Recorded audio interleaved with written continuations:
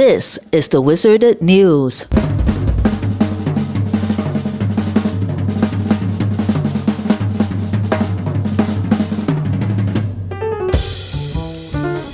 Most people's only interaction with a police officer will be a traffic stop.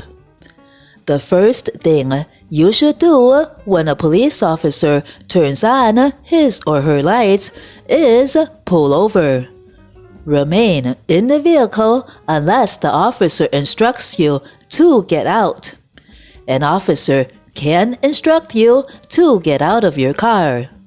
Politely ask the officer why they are making you get out of the car.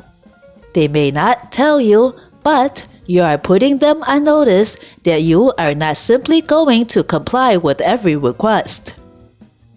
The police officer should be recording everything. You can record it too. Under Pennsylvania v. Mims, a U.S. Supreme Court case, a police officer is allowed to remove you from the car if he or she feels unsafe during a lawful traffic stop. The case makes it clear it must be a lawful traffic stop. It will be very hard for the common person to decide if the stop is lawful. You should assume the stop is lawful and get out of the car only after asking, "Why do I need to get out?" If the stop was lawful, let the lawyer deal with it in court.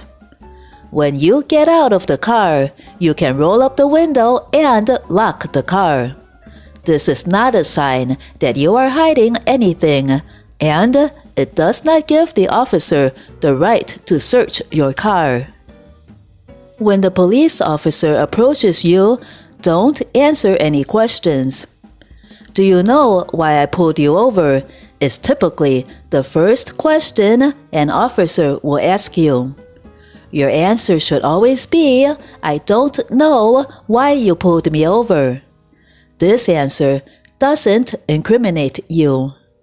Even if you know you were speeding, don't tell the officer. It's an admission of guilt. Maybe they pulled you over for a reason you don't actually know. Maybe you have a light out, but you admit to speeding. That's not smart. Next, the officer may ask you what seems like friendly questions such as, "Where are you going? Where are you coming from? What are you up to this evening?" These are not friendly questions. These are probing questions, not friendly ones. You don't have to answer them. Never lie to the officer. Just politely say, "I am not answering your questions." Answering questions can lead to trouble. For example, "I'm coming from a restaurant. Have you been drinking? I had a glass of wine with dinner. I smell alcohol. Please step out of the vehicle." No alcohol was mentioned until you said you had a glass of wine at dinner. Now you are doing a field sobriety test. Some people say, "Oh, that never happens," but it does all the time. Source: Law Office of Robert E. Luttrell, January 26, 2021.